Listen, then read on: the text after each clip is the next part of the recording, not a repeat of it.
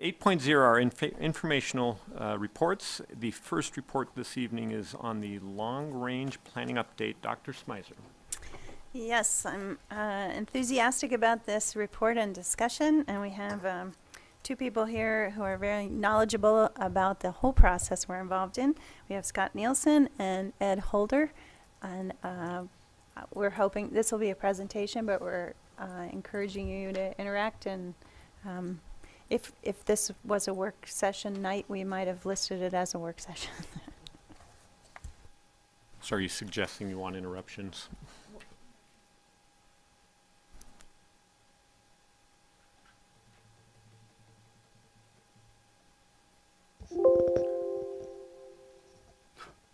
I guess that tells me it's time to start. Your 3 minutes are up. All done. Well, good evening, board, and thanks for letting us talk with you, have a conversation a little tonight about our long-range plan. I think we would be remiss if we didn't start by thanking the community for the support as we move through the bond and mill process, which is now almost 2 years old, but we really appreciate it.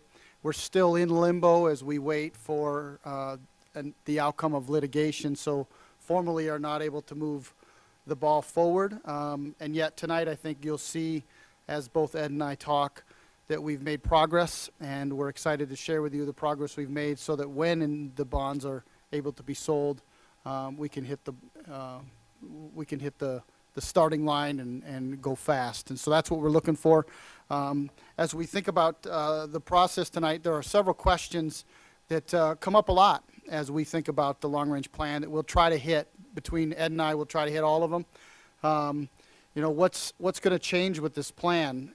What has changed in the process? Will the delay in litigation cost the district more, both in time and as we build? When are we looking at facilities open? That gets asked all the time. Will the facilities be built in the same order the district originally proposed? You'll hear that answer tonight, at least our current thinking. Are enrollment trends changing? What are we seeing in terms of enrollment? Who's going to be hired to do the build, the process? Who are we going to work with? Who's the architect?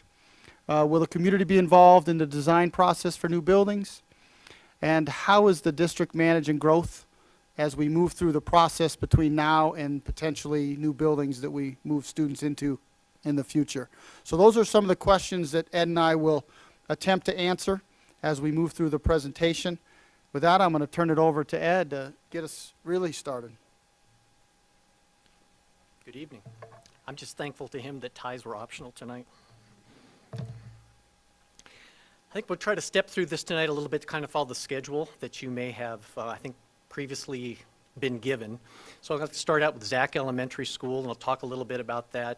Given the litigation that Scott just mentioned, still kind of hanging out there, there is enough growth still happening in that area. I think the district's commitment to wanting to remove the modulars from that facility, it still makes perfect sense for us to recommend that we do the additions to the Zach Elementary School project. It's actually multiple additions around the site, and it is more work than can really be done in one summer. So it will probably wind up starting early in 2019 and going through 2019 later into the school year. Every effort will be made to minimize impact to the students, and safety will obviously be a big issue around the site. I think I just covered a bunch of bullet points there. Airbnb was the original architect of record for that school, and staff is currently recommending that we move forward with some preliminary design work that we've already done with Airbnb. I think it'll give us our best effort to be successful in 2019 and try to move this project along as quickly as possible once the bonds are released, and we'll be ready to go at that point. Is there any questions about Zach Elementary School?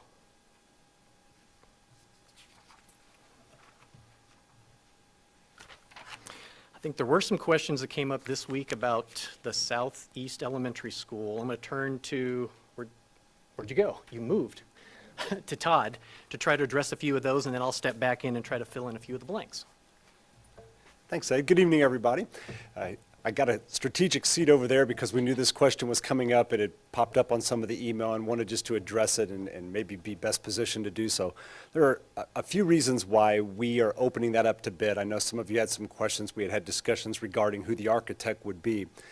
First and foremost, I think the primary reason begins with we have never been more on the same page with how we want our teachers to work and collaborate and how we want our students to learn in the space in which they would do so. And so we're trying to maximize their learning opportunities as best we can.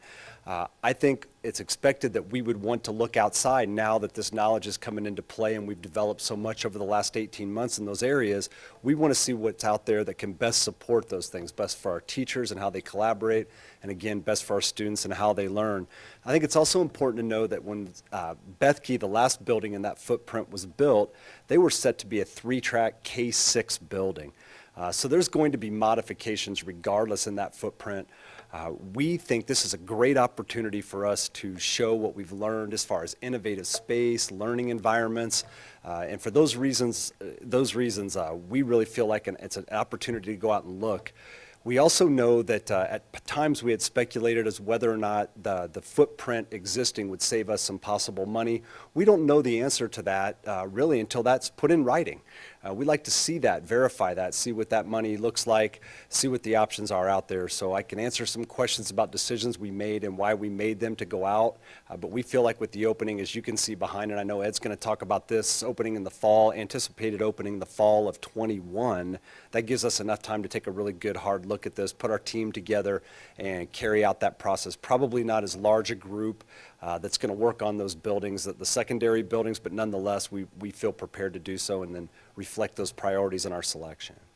And I could take some questions if there are any about that particular issue now to get that off the table. Nate has one, I believe.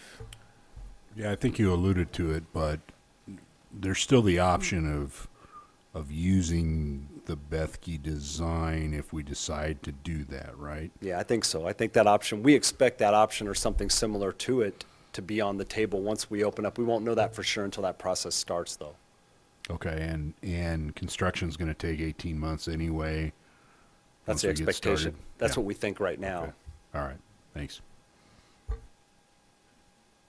No other questions, I think, at this time, so. Okay. I think I would like to just clarify one thing real quickly. The construction schedules, the way we approach these, we're not looking to do a mid-year opening at the elementary level. So we really look at August of the year we want to open, and we start backing up from that based on the construction timeline and the design timeline. We've looked at what it would take to replicate Bethke, what it would look for new. We can't squeeze this back into 2020 right now. So that's why we're actually offering the opportunity to let's look at the redesign option. We will need to make a decision early on in the process whether we want to replicate Bethke or head to the new design. But should litigation drag out longer than any of us want to, we may have to jump back to the Bethke design to hit a 2021 opening. So hopefully those issues will be resolved here soon and we'll be able to move forward. And if you look at the schedule, there's a little bit of window we have in there to still have the latitude of waiting and making that decision moving forward. So to be clear, when I look at the southeast based school, you show start of school in May, and what you're saying is that there would be room. May? Should be the I red. don't have my glasses, but I believe that says May there. January, February, March, April, May. No, It would for be the, fin- So that's the latitude you're describing, is we could actually push that through to, for the Southeast Elementary School, we're showing a May, June, July, somewhere in that time frame at this point. So Okay. yes. So there's some- We wouldn't open the building in May. so there's some slop in There would that. be a little bit of slack in there. And if you look at the beginning of the schedule, we're proposing to start the architect selection process. If we do want to head down that path, which we are recommending to do at this point, we would then come back to the board for approval of that contract. We would do something similar to what we did with the high school contract, where it would be signed, sitting there ready to go once the litigation is resolved and bonds are sold. So you Thank you. still have that opportunity to come back prior to that contract being executed.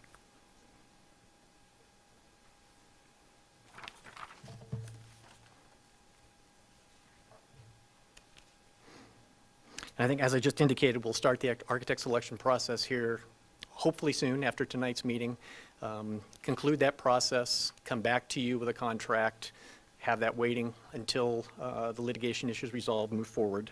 The new school will open at this point for the 2021-22 school year, fall of '21.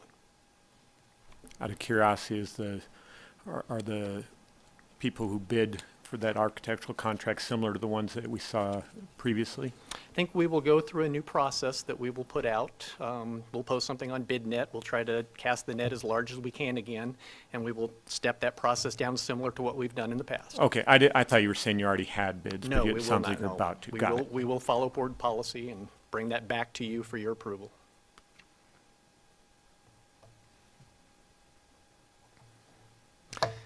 The middle school / high school. So as you might recall, in April of this year, we brought a contract to you for the design of those two schools together. Airbnb was awarded through that competitive process. That was done earlier this year.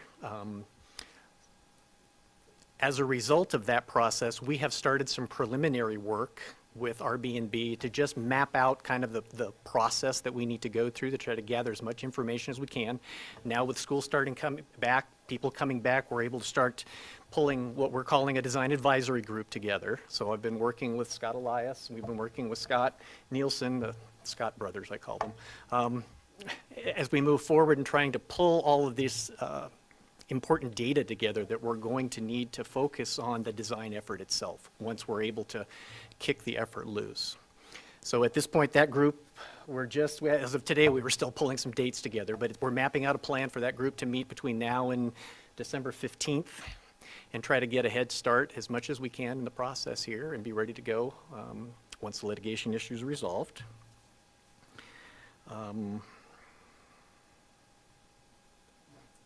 So as you recall, I mean, the two sites, Wellington site is currently under option agreement. The other site is the Prospect site. Originally, we had anticipated, or we are anticipating, a fall of 2022 opening for both of those schools simultaneously at this point. We're going to try to do everything we can to expedite that process. If there is anything that we can do, get a jump start moving up and try to move that date back, we're going to try to take a stab at it. That's why we're trying to get this group together now and try to get a head start. I'm not going to guarantee at this point that we can get to 2021, but we'll still try to set some milestones in the schedule, and we'll be able to come back to you and report in the process as we move forward to see if that becomes achievable.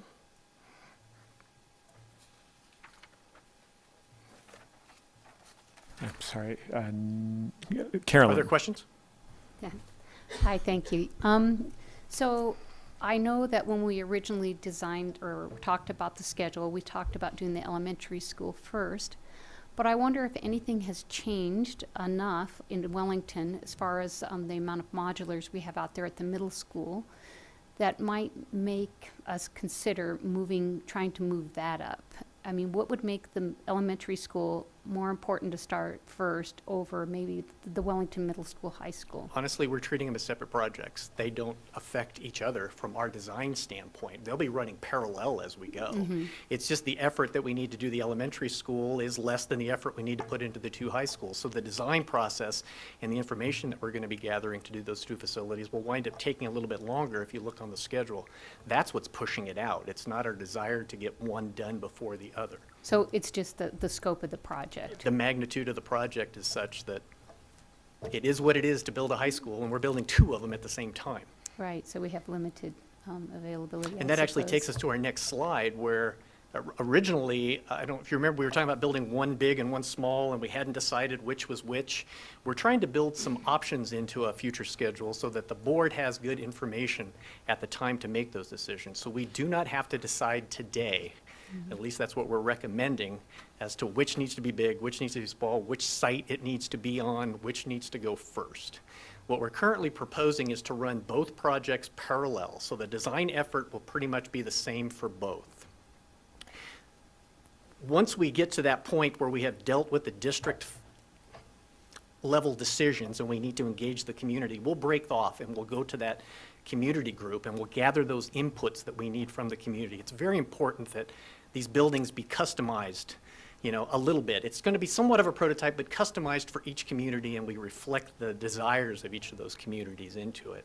But what we're proposing at this point is that we design both schools' base bid as what we used to call the smaller version, and that we design from day one and add alternate to that base project that will take it up to the full size.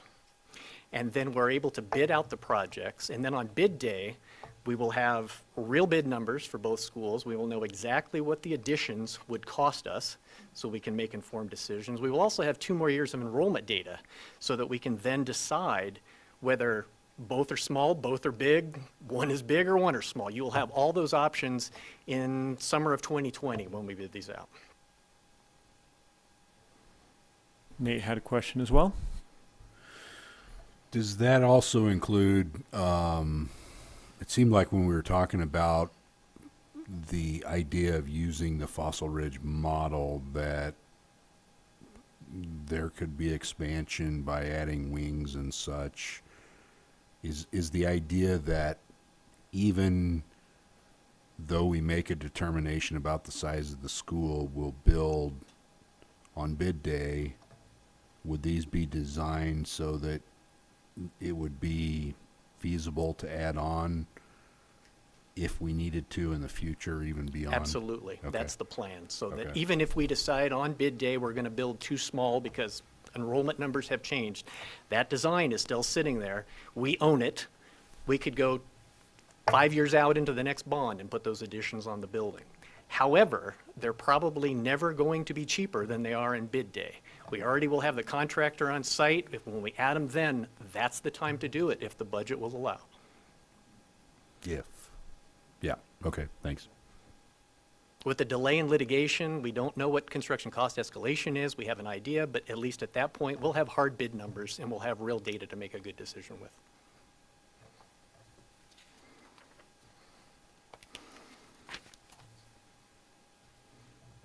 Can you mention the athletic The complex? athletic, I'm just making sure we didn't miss something in the process. The athletic complex is still planned for the Prospect site. As we move into the design effort and the bidding effort, we're also going to explore the option of trying to get that open early and what that might take. I don't know at this point.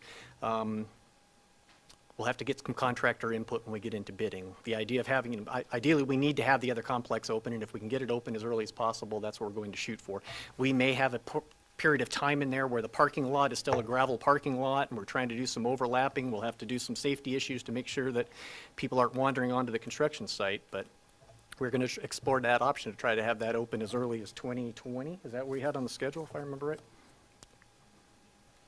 2021? 1 year ahead of schedule. And again, we're going to try to build some milestones into a future updates to you so we can come back and let you know where we're at with some of those key points. And then also in the bond program, we have the $40 million list of ongoing projects. The plan at this point is hit the ground running with that list of projects. As soon as funding becomes available, we'll start to map out a process.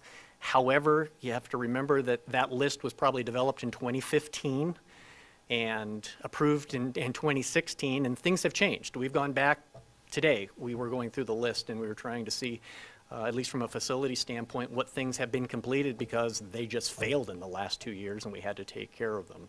So I know Scott and Todd have been working with their principal advisory group, and they're working on trying to map out a plan maybe for going back and revisiting the list and coming back with some recommended changes, and I assume those changes will come back to the board for approval. So we will at least explore those options of revisiting the list.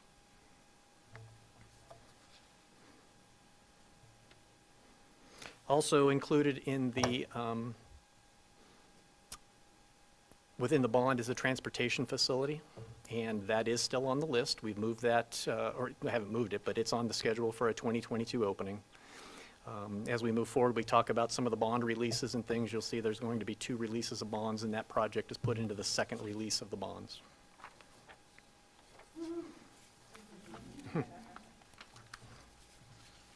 And at this point, I'm going to hand it back over to Scott.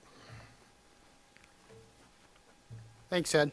One of the things I'd just like to add before I move to the next slide is when we think about the $40 million bond projects, it broke out about 10 million of that was school items, and the other 30 million were district items. And so when we talk about what Todd and I will be re-looking at with our schools, it'll be those $10 million items, as opposed to some of the items. I think Rocky has a large plan that's a district-wide to look at ventilation, and those aren't going to be the kinds of things we're having conversations with the principals about switching.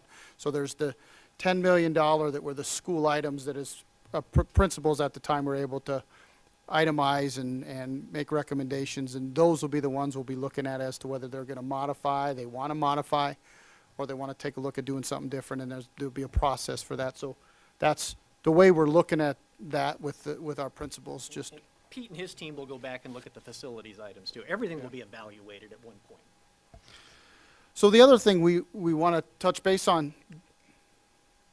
Nate, did you want to? I don't know that I understand what you were talking about. The 10, is this part of the 40 So million? Of the $40 million, Of the 40 million, yeah. there was about $10 million that was allotted for school-based requests, and the schools had to come up with what they wanted to request. They had to list them in order, 1 through, I think many of them were 1 through 10, and then all the schools got something off those lists. But those are the ones that the principal has more access to think about. Is that still a priority for us? Is it something different? And so to have some voice in doing that, since we are 4 years removed from that being their prioritization, feels like it makes sense to give them some access and a voice in that process. And then the other 30 million would be, The remaining items were things like roofs, asphalt, boiler Okay. replacements, facility-type items that we need to go back, reevaluate. There's been Okay. a few of those. I think it was a little over $1 million, or 1.2 million, I think, that we've already identified of things that have been completed over the last 2 years. okay, thanks. So one of the additional pieces that we've had a chance to talk to our community, our CFAC group, the community group about that didn't exist in the long-range plan as proposed a couple of years back, and that is this idea of the Applied Learning Center. We're playing around as we continue to think about what makes sense. This idea of a futures lab that allows students to have access to kind of their first jobs. How do they connect with the skills they need to leave PSD and be ready to join the workforce? And we've continued to look at moving that ball forward and look at a opening or a implementation of a couple of classes in the fall of 2019. At this moment, the 2 classes we're thinking we'll start with is a business incubator, if you will, offering students an opportunity to come together, to create a business, work with community members to help work them through the entire process of starting a business, and we do that fall to spring, culminating with an opportunity for those groups to pitch their business to business owners in a Shark Tank kind of protocol, potentially looking at funding the business or the entrepreneurial experience those students are engaged in. So that's class number 1. Class number 2 would be an app development class, allowing students to truly develop an app that they could take to market or that they could put out on an app site. Think what you have on your phone. They can truly develop an app. Again, looking at ways they may partner with businesses in our own community, thinking about how they may benefit from that. Both of those classes we feel like give us an opportunity to demonstrate proof of concept. They both also feel like limited overhead. They'll have some overhead, but not a tremendous amount of overhead with equipment that would be necessary to get them up and running. We also feel like as we move forward, we have flexibility in how we could use our own space potentially, but we're also exploring the idea of business supporting us with space they have, and we wouldn't need a ton of space to provide those experiences in year 1. So that's how we look to get it going in the fall of 19. The fall of 20 expanding. Christoph. So just out of curiosity, so that, to explain what that concept is, that would be in a central location where kids from any of the high schools, all 7 or 8 high schools we have, would be invited to register for that class, and then a teacher from one of these high schools would be offered the opportunity to teach it. Is that correct? Yes, great question, Christoph. And how many students might you imagine could take these classes? So again, with those two classes, there's quite a bit of flexibility, right? You likely would run one of each, and you could have, 8 kids, 12 kids, 15. You could probably have up to 30 kids. That's some space dependent. So if you end up with a smaller space, it is going to limit the number of students. But yes, the option for this Futures Lab would be the classes we have are open to all the schools in town, all the high schools, our comprehensive high schools, our smaller high schools, all would have access. And that's part of that proof of concept is how do we move kids, how do we provide access to all students across the city to expand what we offer them. And then look the second year to move into a few.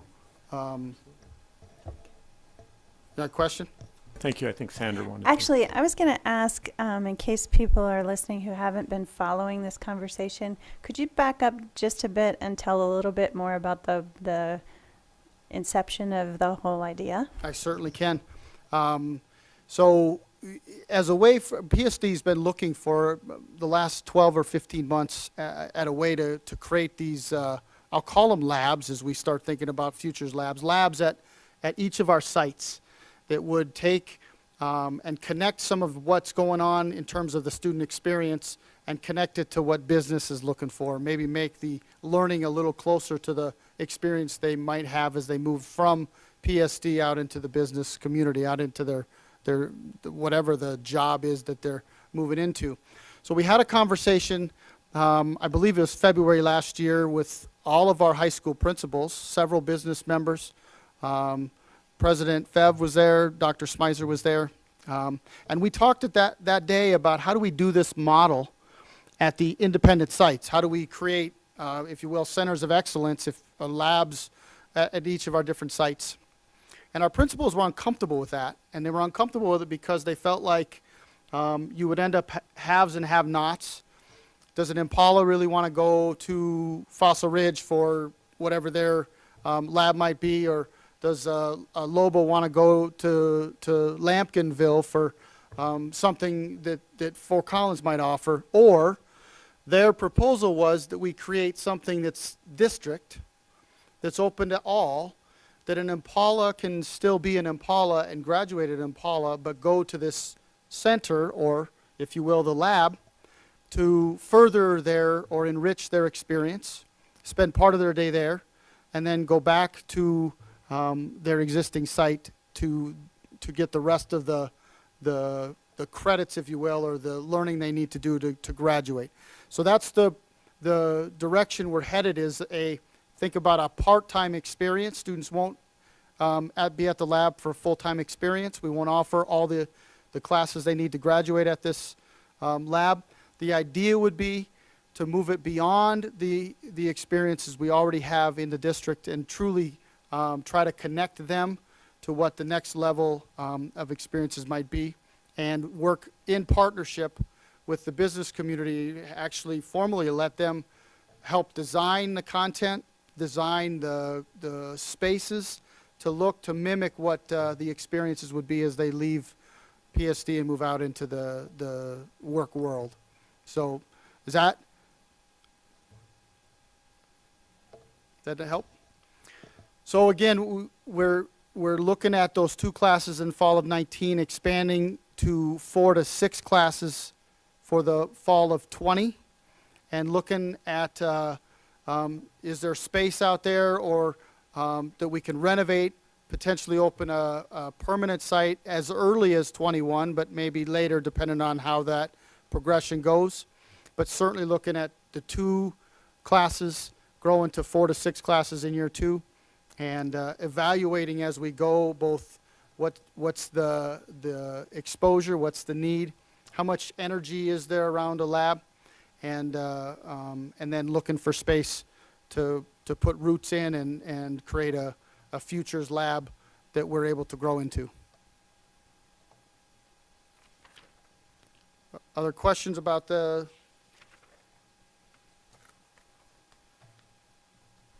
Okay, Kristen. Just a question, if you go back to the previous slide, at the very bottom, it said funding to support construction and renovation. Where is the funding that you're looking, where is that going to be coming from to do this? Good question, Kristen.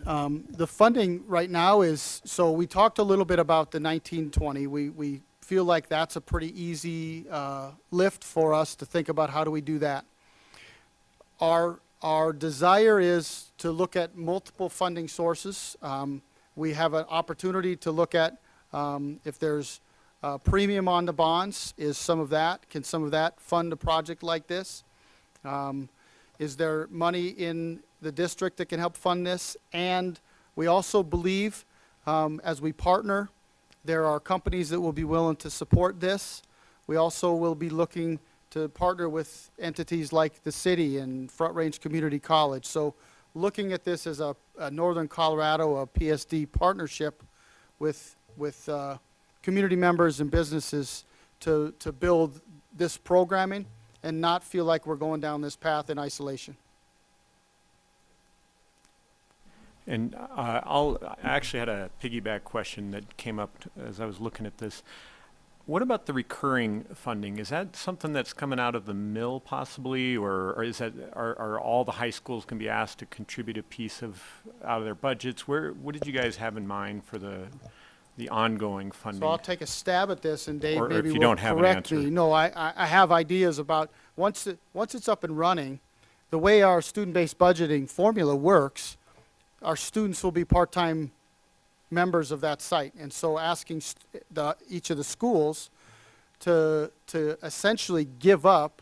You think if each school is sending 50 students in the morning and 50 students in the afternoon, their net that they would donate, if you will, or give up would be 50 students. They essentially would be sending 50 of their students to that site, which in turn would mean that site is getting the money for those 50. So in some sense, our model is prepped and ready for something like that, where other models it might be harder to let the money flow where the kids are. Dave, is that? Yeah, I think you got it primarily correct. I think I would also add that that in addition to that, the mill levy funds are designed, the $8 million that we passed are designed to help with the operations of all the building associated with the bond, so that would be part of it. I think Scott's right. We'll probably be looking at, if the students are away from campus for an extended period of time, should the schools help support that function while they're outside of the campus if the funding's at the schools, or maybe the funding goes directly to the other school. I don't know yet. I think we've got a whole range of options we can look at. And as Scott had mentioned, because of our modeling, the way we do our student-based budgeting model, I think it's flexible enough to really do whatever we want. We just have to program it to do what we want. Okay, in a sense, and there's going to be some formula. In a sense, really the reason I thought I'd ask it is just to put it on the table as a question, because I think it'll be a question that starts coming up and we'll be curious. So For sure. bookmarks that question. Susan. Scott, is part of the funding that you're looking for, is that going to be for transportation? Is that figured anywhere in there? Transportation will be a critical part. Both Matt, we've had loose conversations at this point, but also looking at when we talk about a partnership with the city, how much is the city willing to support something like this? When you look at models like we're talking about around the country, city transportation helps with that model a great deal. So in conversations we've had with the city, that's been part of the conversation. There's something they could bring to support what we're doing that is potentially they may have resources for. We're not far enough down the road to say whether they can help or not, but it's certainly a possibility. And then we'll have to look at that. Just like when I talk to you later, we have to look at the transportation in the start time conversation. Those are how we move kids will be critical, because access to a futures lab like this will be a critical component of making it successful, so that any student that wants access to this location has it.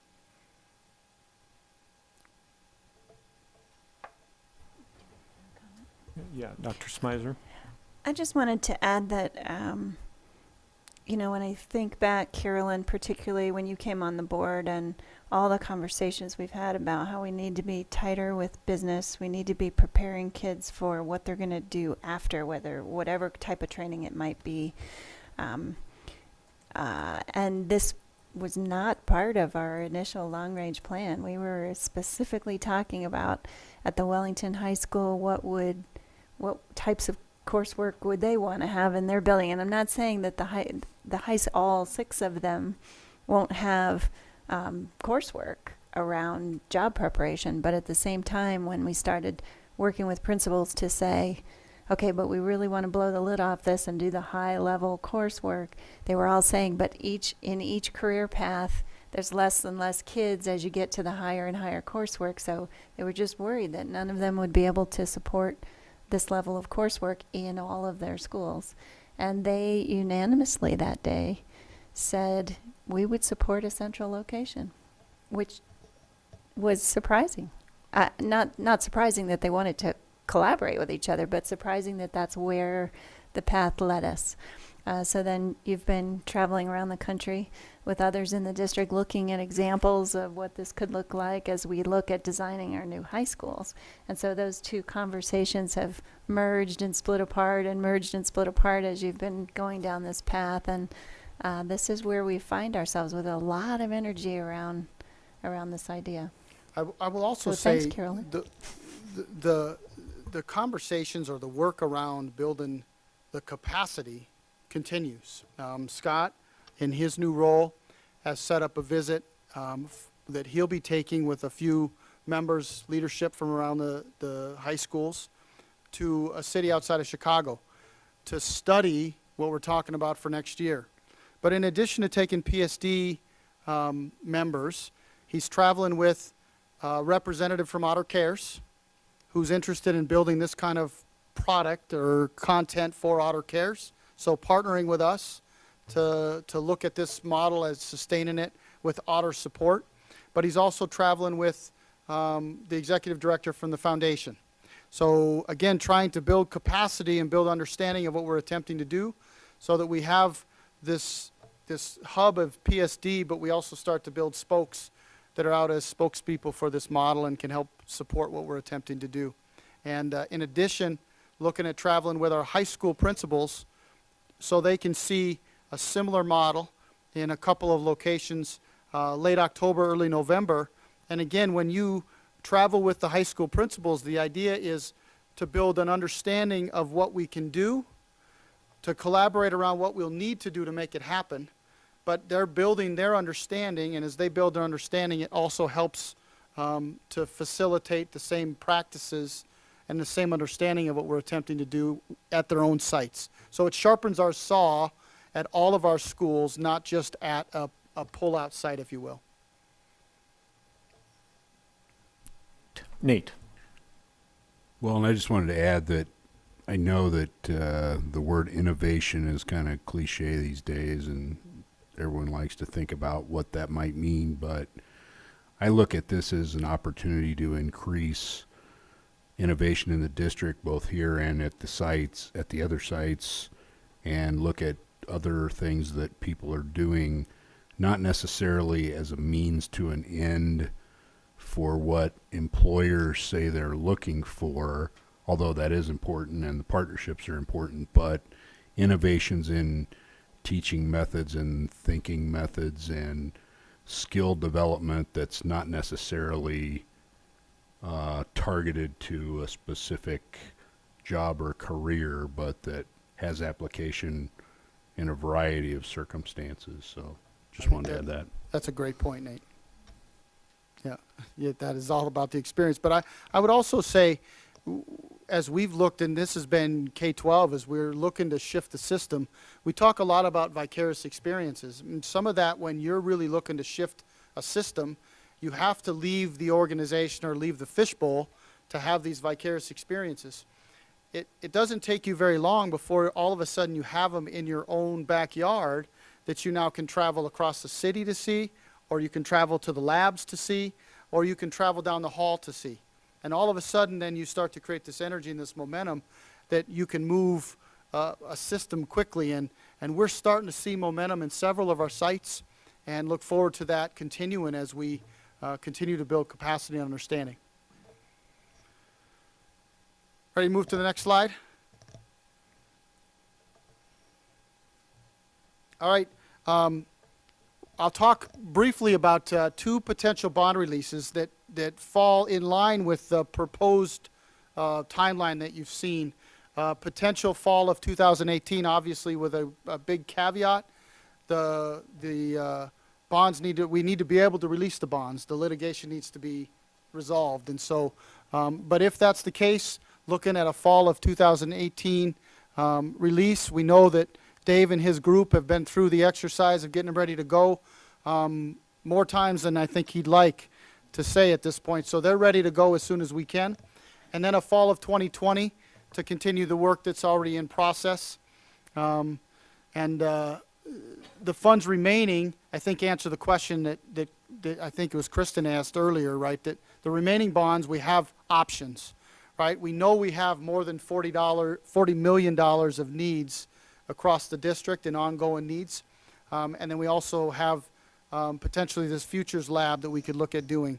So, so we'll have options as we get there. We'll have plenty of ways to spend the money when and if we have extras, and obviously we hope as we go through the process that things end up in a good spot where we can do more than we think we can do.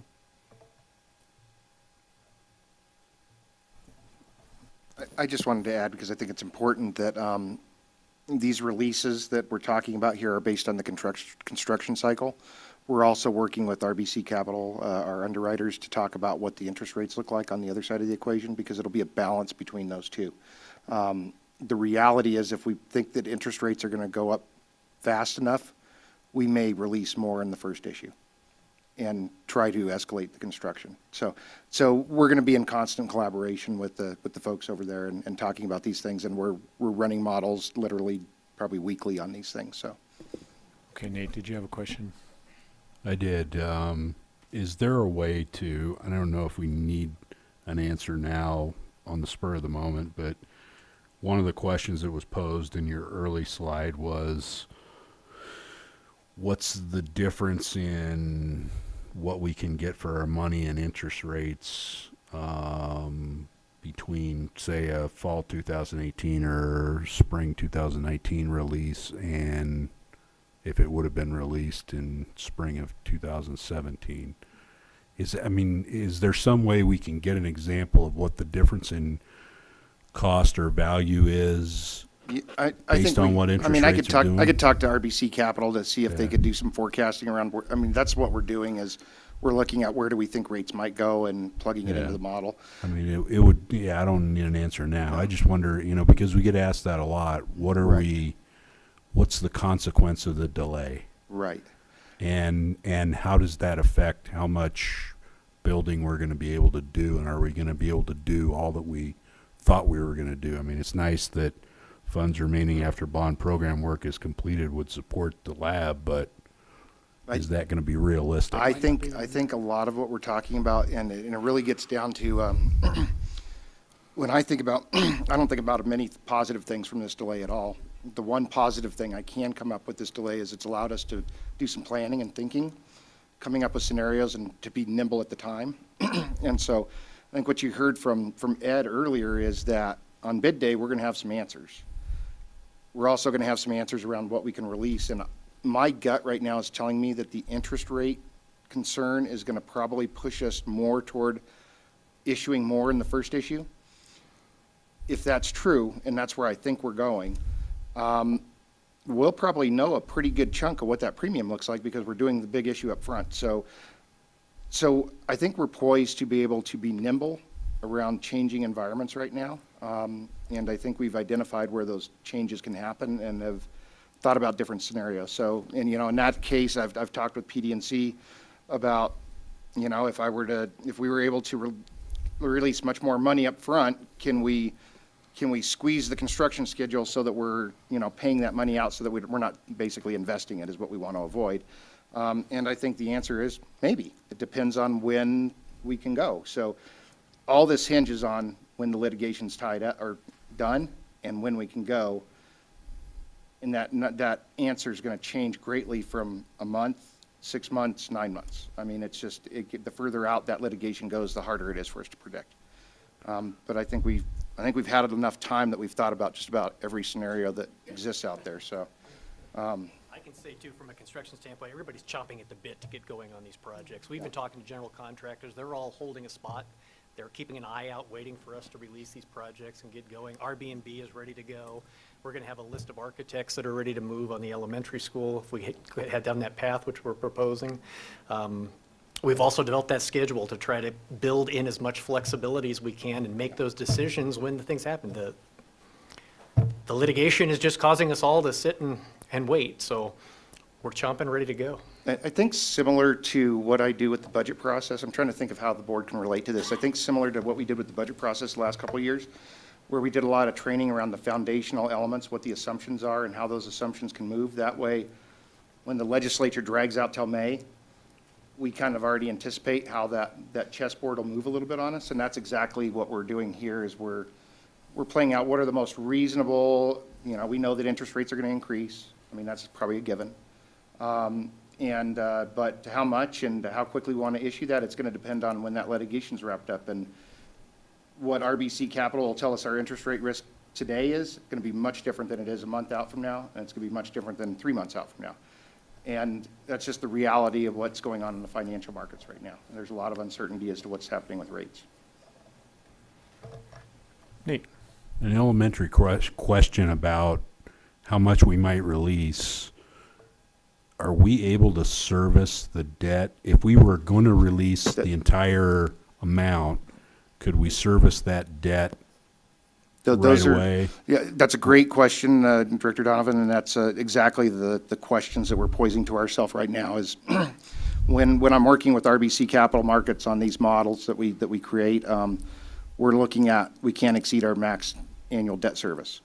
And so, and this is where it's good to work with people that can think creatively.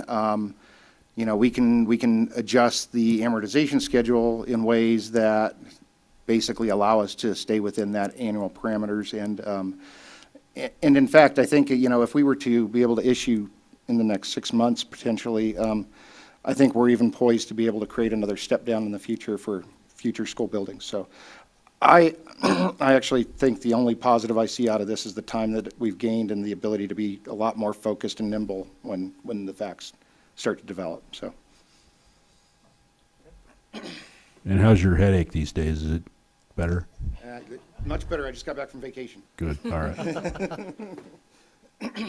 All right, last slide before we take any more questions. Next steps, middle and high school design team work will begin working together. I think their first scheduled meeting is next Tuesday. Next week, I think, is their first meeting. And they'll begin working that design team the same. It's a small subset of the group I worked with all last year. And they'll begin also to work alongside Airbnb and to go through some of the setting the stage work so that we're really ready to run when and if we can. Obviously, the conversation about issuing bonds is critical once we have we can hit the go button. And then ongoing management of growth is a critical piece as we think we're going to end up being at least 1 year after we thought we were going to open the high school, likely 2. So we'll monitor the growth. We are, as we step into this year, we'll have 1 extra year of data looking at where we're going to be. Both Todd and I have had lots of conversations with those schools already that are full. And also looking at the next couple of years, happy to say when you look out the next couple of years, Wellington looks like it may plateau. Now whether that holds steady when you look at what dirt they're moving up there is hard to imagine, but that's what we're projecting right now is that they have a huge 8th grade class that's moving on. Their 6th grade class coming in is quite a bit smaller than their 8th grade class. That's a good sign if it holds, so we'll see. But working with those building principals where enrollments are tight, we continue to have modulars as a possibility, but we also will have to be creative. Hard to put another modular up at Wellington, and so looking at how do we do that. As you get closer to the buildings, particularly once you see the buildings going up, then it's easier to do some work around class size. That may be the avenue we have to do for the last year or two, is looking at a class going up by a student or 2 as you move toward it, because you just don't have space to move students around. And when you start thinking about other solutions of moving kids to other environments or doing things like that that might be 1 year, the detriment you may have on a community is worse than keeping your community intact and looking at creative ways to work through engaging students in the environment that they're in, and making sure that the environments that you're in are looking at the space they may have that might be able to be used differently than it is today. I know Fossil is going through that right now, where they're looking at nooks and crannies and trying to figure out how they use their space as creatively as possible. I lived through that as a principal and using space pretty creatively, and we'll continue to have those conversations with the buildings that go down that road between now and 2021 for our elementary, and we'll cross our fingers 2021 or 2022 for the middle high schools. If I can mention another thought that's out there that we've been talking about, it's not ideal, but in the case of Wellington, if we end up off cycle in terms of years, because they are an intact school moving into a new building, we could do a mid-year move-in with them. Yes. We couldn't do it with the others, but we could with them. Just we adjust their schedule and everybody takes a move-in week and get her done. Which from a Wellington perspective ends up allowing you to empty out the current Wellington Middle School, have a few months to turn it around, because you're likely going to need that to do elementary school by the fall of that next year. So that actually creates some opportunity to get the other site ready. So we have some options. One of the things that Ed and I talked about going into this presentation is it's hard to talk timeline and those things when we're still stuck. You kind of feel like you're planning in quicksand. You can't really take any steps forward, and you're hoping you don't get swallowed up by it. But we're excited because we feel like maybe there's light at the end of the tunnel, and when we see, or when the light actually gets here, we feel like we can move, and we have some pieces in place, and both Ed and Scott are spinning their wheels pretty fast right now, making sure we're ready to roll. Thank you. Are there any final questions or comments from the board? All right, thank you. Oh, sorry, Kristen. I just want to say thank you for, taking the time and relooking at everything. And so really appreciate that from all perspectives, as far as looking at the buildings, looking at the kids, looking at the schools, looking at the finances to be able to do that. That's really, I think, some great creative thinking and great ways to use effectively the time that we were given. And that we might not have wanted, but at least it was a great, effective way to use it. So thank you so much for doing that. Thanks, Kristen. All right, thank you very much for that presentation.